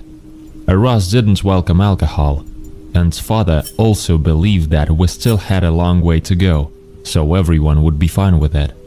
Well, I was 14 and didn't have a right to vote there at all. Soon our transport arrived. We lost maybe about an hour, which the man spent arguing about hunting and fishing, and I spent it looking at the intricate interior of Eras's apartment. While no one was looking, I took a hold and looked through various amulets and photographs taken in yurts, or something like it. I frankly do not understand much about them. On the shelves, I found books that seemed to be written in Cyrillic, but the language did not even partially resemble Russian. I also found several books in Latin. I concluded that Eras was a person of specific interests, and that he was a representative of some northern nationality. Well, it was obvious from the beginning. I was just embarrassed to bring it up. I was rudely pulled out of my thoughts by our driver named Grigori. Grisha, short for Grigori, honked twice under the windows, yelling, "Eras!" so that even dogs in the distance barked. I looked out of the window. A loaf of grey color turned out to be our more reliable transport. Eras, at that moment, pronounced that the car did its job and would allow us to drive very deep into the forest. There were mushrooms, berries, and whatever one wanted, including fowl, for which Eras took 2 guns with him, and fish. Fishing rods, as it turned out, were brought by Grigori. I won't say exactly how and where we went. Not because I don't want to, I just don't remember it. Only one detail is kept in my memory. The place where we left the car to continue the way on foot was called the Fox.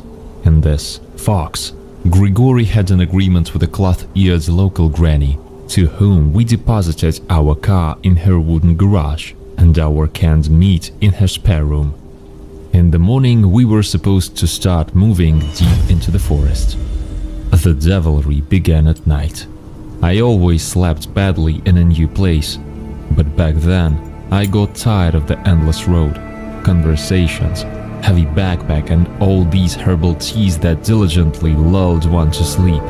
So I knocked out like a dead man. However, because of the clean air, as there were forests and ponds around, I as quickly fluttered back into reality, rotating around a creaky axis as I had dived into the arms of Morpheus. It was warm in our room, even hot for me because I'd asked to sleep on the floor near the wall, which, in combination, was the back wall of the stove that heated the house. Everything inside it was burned out long ago, but the heat remained. The snoring of comrades was all around, but I heard something else through it. As I approached the door, I realized that it was human speech. But it was 4 in the morning and the granny lived alone. Carefully, I half opened the door and, pleased that nothing had creaked from my actions, stepped out half a meter. Now I could see the kitchen, where the old woman was sitting at the table.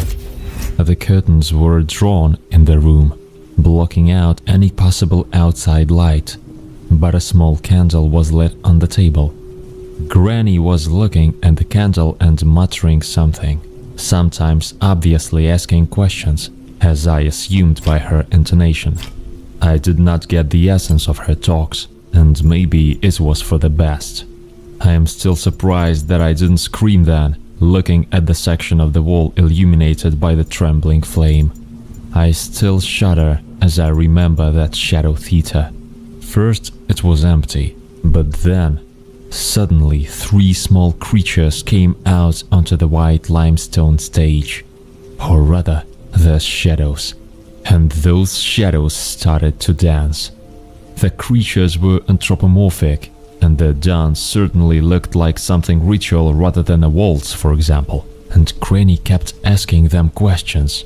At that moment I hid back into the room, where I spent about an hour and a half in the deadest dreamless sleep until my father woke me up. Then we packed up, had breakfast, and hit the road through the morning air and light fog. Granny looked worried, but she still walked us warmly enough. She even gave us a jar of jam, a piece of smoked lard, and some flatbreads.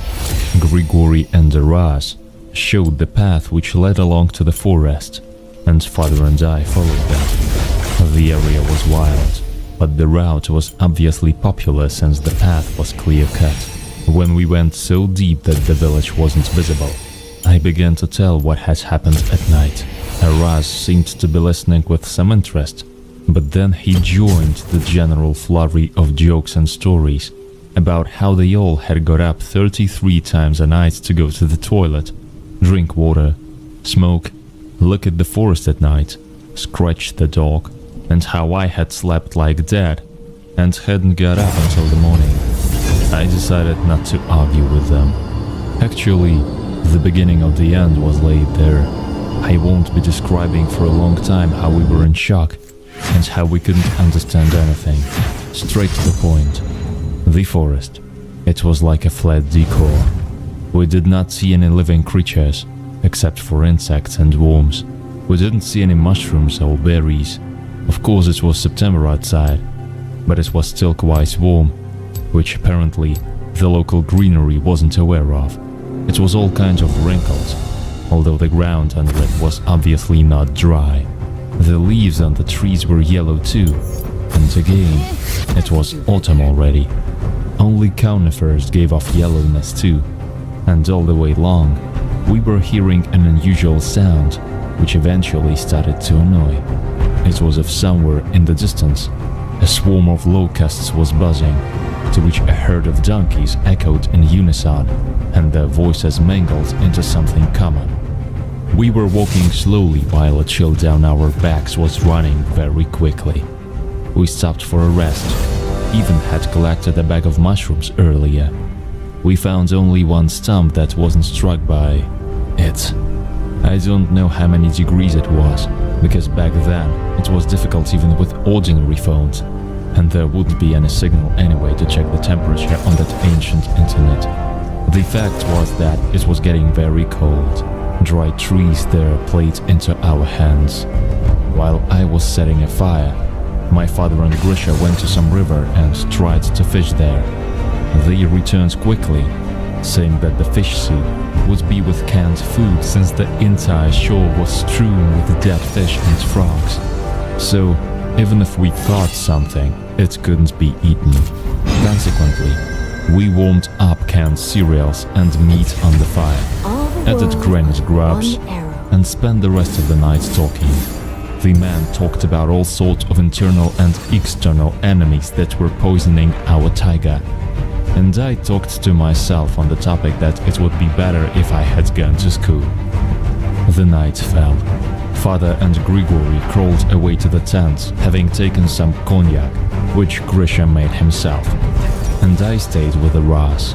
We made tea from bags and drank it with jam, looking through the rows of dead trees. The noise that we had been hearing all the way died down, and there was only a rumble of the wind and something else. Haras was the first to break the silence. He remembered what I had said in the morning. It wasn't like he didn't believe me at all. Actually, he was told similar things in childhood, but he had never seen such phenomena himself. I asked whether, theoretically, the old woman could be the reason for the fact that we were in the forest and still hadn't found the forest. He denied the fact and said he had no idea who she was getting answers to her questions from. I told him that maybe they were some kinds of spirits, and the question was whose. He laughed, answering that spirits were the same everywhere, and the real question was how to understand them and how to interact with them. He fell silent for a second and immediately clarified that this was all just theoretically, and he had only heard it from his older relatives. In the morning, nothing really changed. The noise of the donkey choir did not return. We talked it over and decided to go back, to ask the locals if it was worth looking for something here, and what had happened anyway. We got to the village, and here came a new circle of hell. There was no sign of the village. It hadn't burned down or some other cataclysm, but just a meadow and one house were standing, and that granny's house, only without the garage where our car had been left, or garden area. We approached and realized that it was the right place, but not quite. The ground under our feet became swampy, and the swamp itself appeared somewhere on the side. The house looked as if it had been under a marsh for some time. Inside, almost everything was gone as well, except for a few chairs and that same candle with the table. The stove continued to keep the lonely old woman warm, who managed to go blind. Having seen her white eyes, we exchanged glances with each other. Everyone knew for sure that the granny was cheerful, and sometimes she would only ask things again. Well, when we started to ask her questions, she chuckled. Then she put a sewn doll on her hand, in the form of some little man with a big head, and began to answer in a deliberately high voice that we had only one exit out of that place, through a special path, like this was the only way they would let us out. Grisha started to yell about where our car was, but all she did was just laughing and shoving the map at him. Dad dragged him out into the street. I took the map, and the Ras tried to find out something more, and then also followed us. When I showed them the map, they said it was a nonsense and went to look for traces of the car. While wandering through the wasteland and jumping over bumps, we noticed that the forest around us had thickened to an impossible level and stood up like a dense wall. "The forest doesn't want us here," Aras said. Father and Grigory half-jokingly began to ask him how he got to such thoughts and that devilry didn't exist. Aras replied that he had no other ideas and it was obvious just looking around us. We wandered around for an hour or two and realized that we had three choices. To the granny's house, hoping that the problem would resolve itself, or to go along the only and quite wide path, as if it was made on purpose, which could have been passed if the transport had not vanished into thin air, or to wade through the thickest along the swampy area, which none of us recognized. We argued a little, and even I threw in my 2 cents, and nevertheless decided to go along that path to the place that was indicated by a cross on the map. As we were walking, we realized that there it was. The forest would come for Grass, fresh air. A stream was gurgling loudly somewhere in the distance. Birds were singing. Mushrooms had stuck around stumps. And if it wasn't for the situation, we would probably start looking for, so to say, the gifts of nature. But at that moment, no one wanted anything. We, worried and completely lost, were moving to the point B. Grigory was sipping cognac, and father was smoking. All of these were happening under a loud cry of some small birdie, which was directly flooding everywhere. And for some reason, I remembered how the granny from a disappeared village had laughed at us. When we reached the place marked on the map with a cross, it turned out that there was no car or anything else. Only an ordinary meadow strewn with berries and mushrooms. In the center of it, there was a hill with corvids jumping and packing something along it. We set up a tent, opened canned food, went to the stream for water, and started to think about our next action. Everyone was pretty tired, and we didn't have any idea of what exactly to do. Then I noticed that Grigory was somehow quiet, and that he was looking at those crowds. But only I noticed them, and then decided that he might have some kind of dislike for crowds, like I had for air travel, for example. We were sitting and eating. Then Nara suddenly started telling terrible stories that his grandmother had told him when he was a child, about some taiga demons and spirits, and somehow it made the atmosphere more depressive. Of course, we could sit and rest endlessly, but we were fed up with such kind of rest, and we decided to return to the granny and demand an answer, since there was no one else to ask. We got up, gathered together, packed our things, and suddenly we felt that something had changed, but we couldn't figure out what exactly. Suddenly, Aras's eyes widened in horror, and he took a step back. We turned around and saw a person standing there. It was a woman, dressed in long garments made of cloth, like sackcloth, on top of which patterns were applied with red paint. It would rather seem that she was a human being, and we could ask for the directions. But she had one oddity. She looked like an ordinary girl except for her head, which was of an owl. She was approaching, and we were retreating to the sounds that served as her speech. Suddenly, the air around us exploded in the same chorus of locusts and donkeys. It was very loud and very close. Through the noise, I heard my father screaming that he had recognized those sounds, and it was wood grouses talking. They were screaming like crazy, although it was autumn, and there were clearly so many of them that the branches should have sagged. But we never saw a single one. Of course, there was no time to look for them. A creature far beyond our comprehension was approaching us. Grigory was the first to lose his nerve, and screaming, ran on the path in the opposite direction. We looked at each other and ran after him. Father, gasping for breath, shouted that we wouldn't be leaving the path. We agreed, but it was impossible to do. There was no longer a direct way to the village, and the path split into many small threads, leading in different directions, dragging into uncharted corners of the thicket and luring into swamps. It didn't take rushing ahead Grigory a very long time to choose the direction, and he lunged to the right along one of the small paths, disappearing between the branches. I looked back and saw that the forest had also hidden the path to the meadow with crows from us. There was no more conventionally man-made path, and we were running over bumps and anthills, while bushes and small trees kept whipping our faces.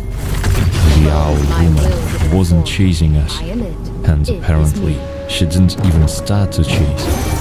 But all the way along we were pursued by flocks of crows and the noise of lacking wood grouses. The birds weren't trying to attack us, but they were clearly cutting off our escape routes. I had never seen such behavior in them, and in that noise, I seemed to hear words, but I couldn't claim that it was the polyphony shouting after us from the crowd of the forest. Yay! Yay! Something like that. We stopped when everything suddenly calmed down, and aggressive birds stopped flickering between the trees. There was a dead silence, filled with the otherworldly rumble of emptiness, and an already familiar dead forest around us. We didn't know where we were, and I had lost my backpack, but Dad didn't even notice it. Complete confusion, thoughts flying faster than crows. One would begin to remember prayers that never knew before. Grigori at that moment wiped his sweaty face with his sleeve, and then rubbed it with his palms, and fell heavily on a large cobblestone. And then he told us a story from which the blood in the veins became colder than from any forest demons.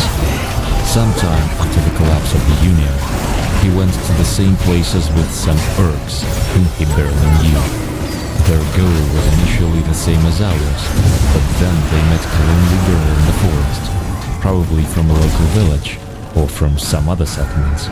Their goals quickly changed to the girl, and the alcohol they drank assured them of the correctness of their actions. The girl, of course, was not ready for such a turn of events, and began to break out of the clutches of former inmates. Grigori didn't particularly welcome their behavior, but he just thought that he would get both the girl and them at the same time, and started to catch her. That didn't come out right, and they fell into some kind of ravine. Nothing happened to him, but the girl smashed her head on a cobblestone. Those two were full of brains, so they decided to chop the deceased with an axe and put it in the sacks that they had with them, and then leave it in the ravine. Then Grigori began to hit alcohol hard, and he didn't remember the rest very well, but he woke up already in the village, where he had been brought in a trailer by his comrades. Well, then my father couldn't restrain himself. He cursed and punched Grisha right on the bridge of his nose, most likely breaking his nose. Grisha flew off the stone and began to crawl to the side, telling how he hadn't meant it, and so on. And Aras whispered to me that the local spirits had probably tasted the flesh of that girl and gave her something in return.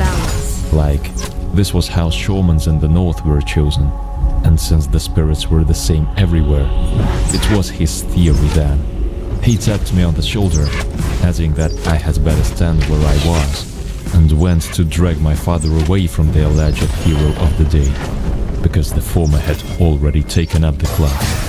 Grigori, in his turn, was lying on the ground, sobbing, smearing blood, and weeping that he was frightened because he had recognized not only her but also a hill with crows, like there had been the same one on the ravine behind the hill. As his last words, the forest exploded with the cry of a bird again. Crows, first rushing across the sky, began to fall down like a stone, not crashing but changing and forming some kind of black substance that resembled a lake of boiling tar emitting a disgusting stench. The woman with the head of an owl also came out of the forest, which forced my father to finally retreat, but she was clearly walking towards her offender. I looked up again, and I saw giant, shapeless figures watching us from behind the trees.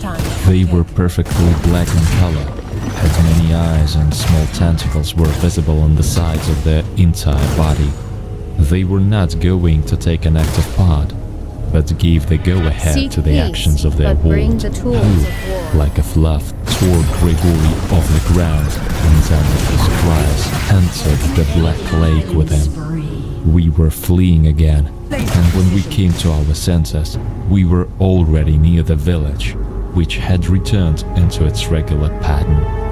Dad had lost his backpack as well, so in the end we had nothing, Shut down. neither money nor our IDs. Gregory's car refused to start.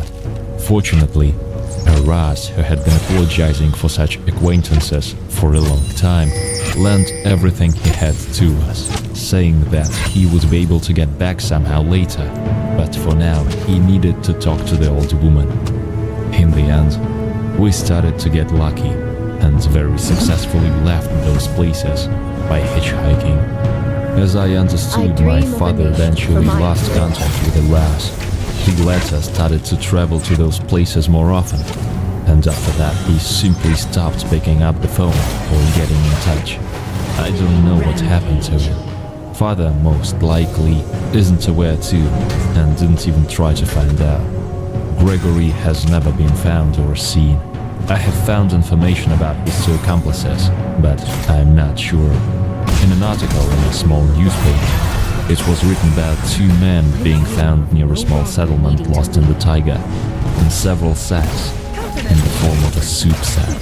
They were barely identified by the remnants of prison tattoos, and it happened not once long ago, but literally a couple of months before our trip. Well, this may be a pure coincidence, since Grigori never said the names of his friends, but I'm going to believe that we helped to put an end to this case. If only I could stop dreaming about this croaking black lake now. I wish I could. As usual, I'm looking forward to your opinion on the story in the comments. Don't forget to like, and see you on our next story. Your turret has been destroyed. Turret plate will fall soon. Your turret has been destroyed. After the accident on the crash, our group was immediately formed for an expedition to Antarctica. The employer offered the most advanced specialists a business trip to a remote continent and explained the essence of the matter. They paid very well. We were also obliged to keep our mouths shut in the interests of national security. We told our families that we were going on a business trip abroad on a secret matter of national importance. It was partly true, but try not to brag to your son that you're going to Antarctica. Sometimes I just wanted to explode and tell everything. The proposed job was very dangerous and specific, and we were only scientists, not soldiers. So for 8 months we were intensively trained. We have undergone mountaineering, shooting and physical training. The leaders trained us and killed 2 birds with 1 stone. They reduced the costs of the expedition. Now they no longer had to keep a whole detachment of warriors in Antarctica and allowed scientists to go down into the crack, which was undoubtedly a big plus. The warriors couldn't say much about the nature of ice voids and the unique creatures inhabiting them. Of course, the operation could not do without professional fighters at all, so a major of the special forces of the main intelligence directorate was put at the head of our research group. The major is a seasoned soldier. Previously, he took part in the liquidation of the leaders of Chechen gangs who were hiding in the mountains. It's not surprising that the chores fell on him. Nikolai Shabanin was also sent with us, a Siberian tradesman with extensive experience in hunting bears. After all, we are going to hunt an unknown creature. We listened to a couple of lectures where we knew about the nightmarish fungal infection that devastated the station, about genetic analysis of parts of the creature's body, and about systems of ice tunnels. We learned that other countries have also started research, so many new stations have been built over the past 2 years. It was all very entertaining and only exciting. I really wanted to get to work as soon as possible. In early November 2009, all participants of the operation left St. Petersburg on the ship Academician Fedorov. We arrived in Antarctica in December at the height of the polar day. We loaded all the necessary things to a sledge-tracked train and immediately moved inland to the crack. We needed to make the most of the polar day. There was no delay. Despite the fact that the all-terrain vehicles went confidently, without delay and breakdowns, our whole journey took a week and a half. Intense work began at the crack zone. it was necessary to pass them carefully, without losing cargo and all-terrain vehicles. When we got to the ill-fated cleft, a small snow crust had already formed over it, which we immediately destroyed with crowbars. Below, above the black abyss, the failed tractor was still hanging. We assembled a lifting device at the edge and lowered 2 people in anti-plague suits to the tractor. Having found nothing interesting there, we unanimously decided to move on all-terrain vehicles along the crack to the place directly under which the ice tunnels go out into the crack at a kilometer depth. This area was previously thoroughly investigated by ground-penetrating radars and mapped voids. According to this map, we have developed a plan for the promotion of the trigger group. Our ultimate goal was a huge void about 30 meters across. To this place, you will have to walk from the crack through tunnels for about 3 kilometers. The tunnels themselves do not have a constant diameter. In some places you can safely walk to full height, somewhere a truck can fit, and somewhere it is so narrow that you will have to walk with an ice axe. Also, judging by the nature of the reflection of radio waves, there are some inhomogeneities inside these voids, the dielectric permittivity of which differs significantly from the permeability of ice. What kinds of inhomogeneities they are can only be assumed, but they cover the entire inner surface of the tunnels and are probably somehow connected with the formation of voids. Arriving at the place, we began to build a new station. We installed ready-made trailers on small pillars piles, so that the buildings would not be covered with snow, connected them together. Another part of the team was installing a lifting device on the very edge of the crack. The huge cylinders with hundreds of meters of ropes wound on them were very impressive, although steel cables were more reliable. But they had to be abandoned. Steel becomes very brittle at -60 degrees, and at the bottom of the cleft, judging by our calculations, there should be temperatures below 80, and this is with a summer 30 on the surface. The cables simply will not withstand such a load. I wonder how creatures survive in such conditions. After completing the work, we went on another relax. We needed to gain strength before a technically complex operation. The station was guarded by armed guards at this time, in case something came out of the crack. I couldn't sleep. I was nervous, very worried. Who knows what awaits us there? Infection and aggressive monsters?